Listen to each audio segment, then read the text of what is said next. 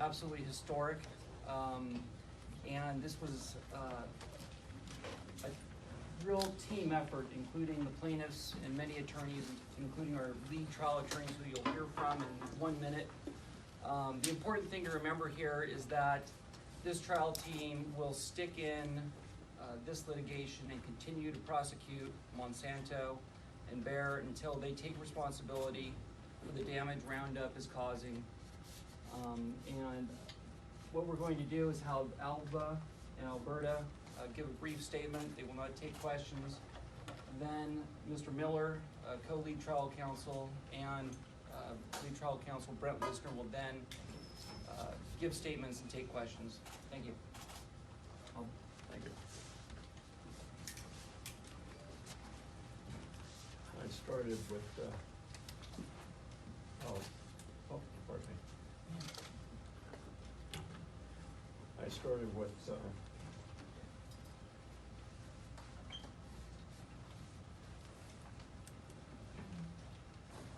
Speak from the heart, Al. You don't have to worry about what's on that piece of paper. okay. I had,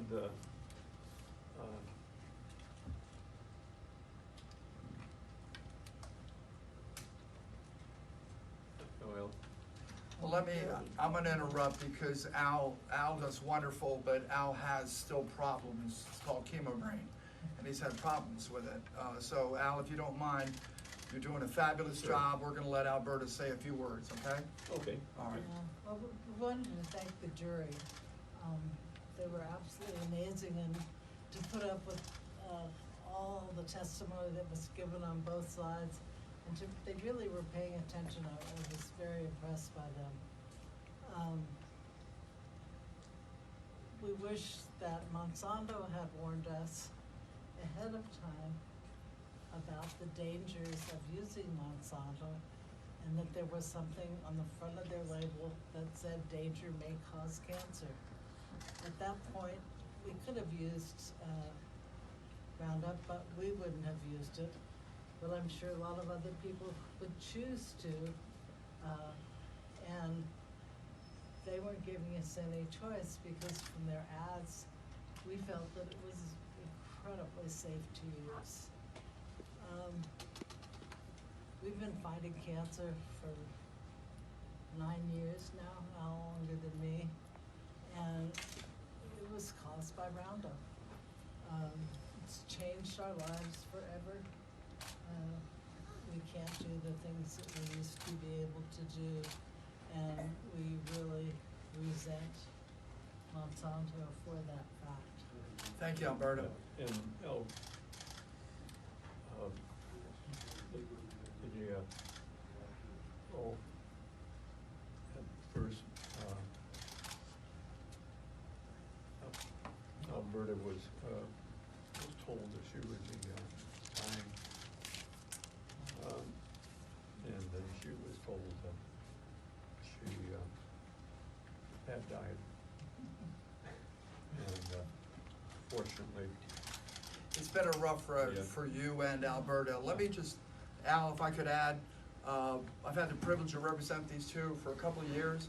Al was an Army intelligence officer and a very successful business executive. Alberta went from being a nun to a teacher to a principal. These are just solid people here in the community. In 1982, they bought their dream home and wanted to keep the weeds out of the driveway, wanted to keep the weeds away from the pool, and started spraying Roundup. Bought a couple other pieces of properties. Nobody ever told them it was dangerous. They saw the ads on TV. They thought they could trust the company. They were wrong. Al got non-Hodgkin lymphoma in 2011. They kept spraying because they didn't know. They didn't know why. Alberta got non-Hodgkin's lymphoma in the brain in 2015. Got it again in 2016. It wasn't until, sadly, they saw a lawyer's ad that they realized there was a connection between Roundup and non-Hodgkin's lymphoma. Now Alberta needs $21,000 worth of medicine a month or she dies, and that's the end of it. So we do want to thank the jury. I want to thank my co-counsel, Brent Wisner. It's been a privilege to work with you, and Al and Alberta, it's been an amazing privilege to work for you. That's all I have to say. Mr. Wisner, I bet you have a few words, please. My name is Brent Wisner, and last August, You can get closer to that. Yeah, microphone sure. so they can hear me. Last August, I stood here after the Johnson verdict, and I told you that things needed to change. Well, they haven't. Monsanto keeps denying that it causes cancer, and these two fine people here are casualties of that deception. This is going to continue until Monsanto and now Bayer takes responsibility for its product. People are dying. People are getting sick. And they have no idea that it's being caused by Roundup. This verdict, $2 billion in punitive damages, is as clear of a statement as you can get that they need to change what they're doing. And I hope to God I do not have to stand here in 6 months or another year with another person who's a victim of this type of fraud. Monsanto needs to change its conduct. The writing is on the wall. 3 juries have spoken. And people like the Pilliods deserve better. This was a statement. And I hope Monsanto's listening. Thank you. Any questions? Yeah. Can you give us your title? Oh, sorry. My name's Brent Wisner. I'm a law partner with the law firm of Baum, Hedlund, Aresti, and Goldman. Michael Miller. I'm a senior partner at the Miller firm in Alexandria, Virginia, and we had the privilege to try the Johnson case with Brent, and then we just tried the Pilliod, and there's another several thousand clients out there, and Brent Wisner, Mike Miller, and the rest of the team will be honored to tell this story and over until Monsanto takes care of these victims and Brent- stops the deceit. How would you spell your name for us, please? It's Brent Wisner, B-R-E-N-T. Last name Wisner, W-I-S-N-E-R. How confident are you that Monsanto can pay this amount awarded? They paid $63 billion to buy Monsanto, and by they I mean Bayer. They have the resources to pay for this case and the tens of thousands of other people out there who have cancer. They just need to get the will to do it. Are you expecting an appeal? What are next steps? There will be an appeal. We're currently working on the Johnson appeal. The appeals will not go Monsanto's way. These were fair trials. They had a very fair trial here in San Francisco in the Johnson matter, and a very fair trial, a very fair judge in the Pilliods matter. They will not win on appeal. They need to deal with this. What do you make of the EPA's position? The EPA is a captured agency. For the last 45 years, they've been wrong. And we've proven it time and time again that they're wrong, and we've actually proven to this jury why they're wrong. We have internal emails, text messages between Monsanto and senior EPA officials showing that the EPA is not working for the American people. It is working for Monsanto. The jury heard that evidence and they said, that is not enough. Stop hiding behind the EPA. In this case, you were able to present a little bit more evidence about the Pilliods case than Johnson or Hardeman's case. Can you explain that, and did that have anything to do with the larger sum of money that was awarded? Right? Sure, during the Johnson case, I was telling everybody who would listen that we were trying that case with about 20% of the evidence that we had.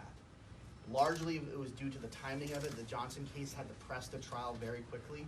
We also had a judge that was withholding a lot of evidence. You think? A lot of evidence that was being withheld. This case was one of the first times we really could show the whole story.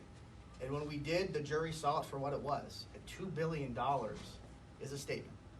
Are there more victims? Are there more cases that you are taking on or plan to take on? We should be trying, there's an August trial in St. Louis, some friends of ours are trying. We expect the Miller firm to try in September or October in the federal court. Another case for the lady who has the same brain condition, non-Hodgkin's lymphoma of the brain, as Alberta. So we look forward to that trial, and I know there'll be others. There'll be many trials until Monsanto takes responsibility. Are any of those out of the Bay Area? Or Yes. Yeah, I think so far the Stevic case that Mr. Miller is referring to is in the Bay Area. It will actually be just 2 blocks away at the federal court. The trial happening in August will be in St. Louis, Right. which is where Monsanto's headquartered.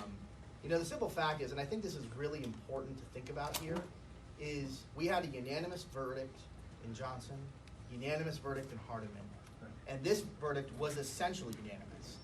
We had 100%, 12 jurors on all of the important questions. Specifically, did Monsanto act with malice? Every single juror agreed. So that's now 3 different jurors who've unanimously seen the evidence and said, you're acting with malice. You're acting with reckless disregard for human health.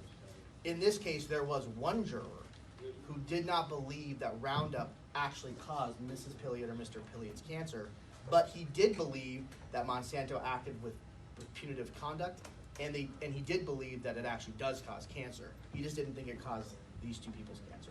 But, I mean, we're not 3 verdicts. Yeah. It's pretty overwhelming. And when you talk to Monsanto, when you talk to Barris, I'm sure you will, to get their side of this story, they thought they wouldn't ever lose a homeowner case. They thought they were safe, they thought they were immune, but in truth, the homeowners get more exposure.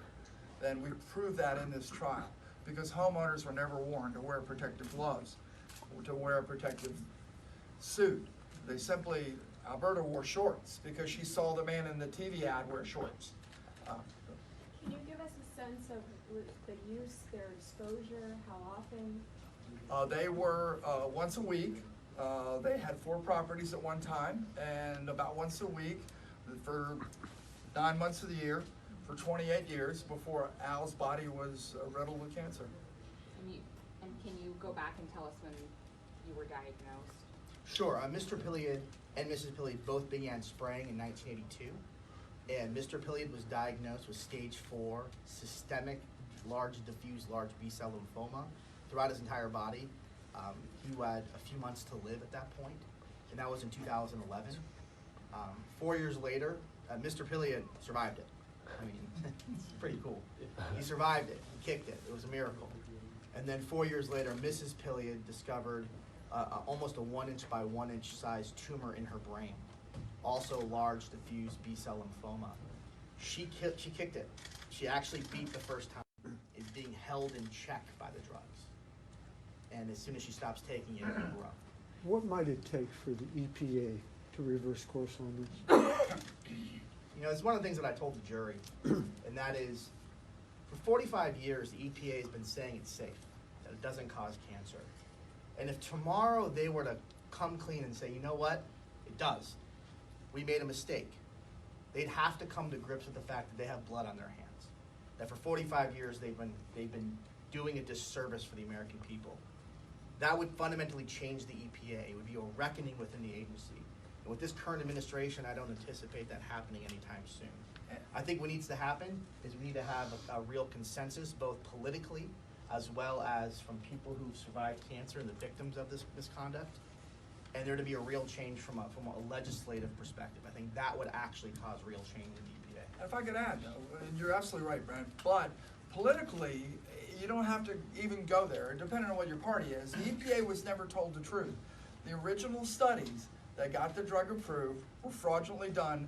The scientists that did those studies went to jail. That's right, went to jail for doing those studies.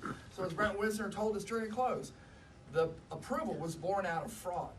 It was born out of fraud, and they never repeated the studies because the EPA could not force them. Also, the EPA was never told about Dr. Perry, a scientist who told in 1999 Monsanto, your product is probably genotoxic. Instead of coming clean with that, they buried it. So you can't blame the EPA if they don't get the information. So that's part of the story. But it'll take congressional action, you think, for the EPA to change? It's not going to do it on its own? I think that's right. I mean, hey, listen, if the EPA wants to do right by the American public and do a proper evaluation, do a proper evaluation and actually look at the science and say, you know what, this probably causes cancer, we should warn people, then great, kind of can stop the EPA from doing that. But history has shown us that this EPA will not do that. And we're going to continue to get large verdicts and make large statements, and hopefully that will wake them up. But if the EPA won't wake up, then Congress needs to take action, legislative action, to make real change. What's the first case with Johnson? The amount was reduced after by a second judge. Is there a chance this will happen too?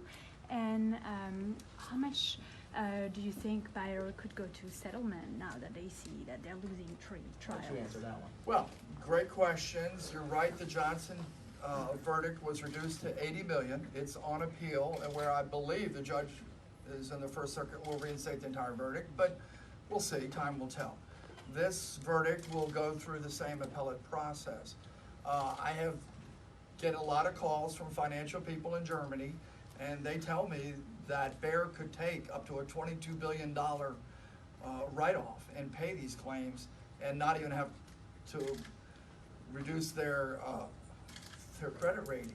So, look, we've been willing to talk to them. We're always willing to talk to them. There are victims out there that need to be compensated. This case needs to get resolved, and we're willing to talk. I do think, and I'll just be frank, that the problem here is the leadership at Bayer. The current CEO of Bayer made a mistake when it purchased Monsanto, and they purchased 100 years worth of corruption and scientific fraud. They need to own that mistake and sit down with us so we can make it right for everyone who's suffering from cancer and the people that will suffer from cancer in the future because of this misconduct. There's a way through this, but it requires sitting down and having a conversation. When we asked Monsanto's employees, what is the Bayer and Monsanto position on whether or not Roundup causes cancer, they had the nerve to say to us that there is, quote, no evidence across the board. We showed them dozens and dozens and dozens of studies, and every single one of them got written off. That needs to stop. And that's not going to stop until there's a change in leadership within Bayer or a come-to-Jesus moment within the leadership. Do you ever regret these large punitive awards given California Supreme Court ruling on punitive damages, got to stay within single digits, et cetera? It's going to be hung up in appeals because of that, et cetera. I mean, do you ever think, this is going to hang me up in appeals now? It's going to give Bayer some leverage because you know it's going to go up on appeal. You know the appellate courts are going to, review everything because of the large punitive damage award. That's almost invariably going to be reduced. So, I mean, your thoughts? It's a red herring, because the simple fact is, Judge Bolanos in the Johnson case, she did a remitter and said, okay, I'm reducing it to 79 or 78.4 million, right? And when she did that, we accepted the remitter. All Monsanto had to do at that point, and that's well within the single digits, right? All they had to do was pay it. Say, grant, done, we're moving on with our lives. But they appealed it, right? So they don't care about whether it's a factor of 10 or 100 or a million. They're going to appeal it because they don't want to write a check to people that they've hurt. And you know what? We're going to make them pay. Nothing about what happened today will give Bayer leverage. Yeah. You're right, it'll be appealed. You're right, there is a reasonable chance of a reduction. But nothing about what that jury said today gives Bayer any leverage in any way. Any other questions? Yes, I've been speaking about Monsanto in 45 countries for more than 2 decades, and people, when I talk about the rigged research, the captured regulatory agencies, and how the blatant disregard for health, they say, well, can't we sue them? And so there are millions of people, millions actually took to the streets marching against Monsanto around the world in 51 countries. And people were saying for years, can we sue them? And there has been so many lawsuits where people tried and failed. And oftentimes, in more than one case, the judge formerly worked with Monsanto or had some link.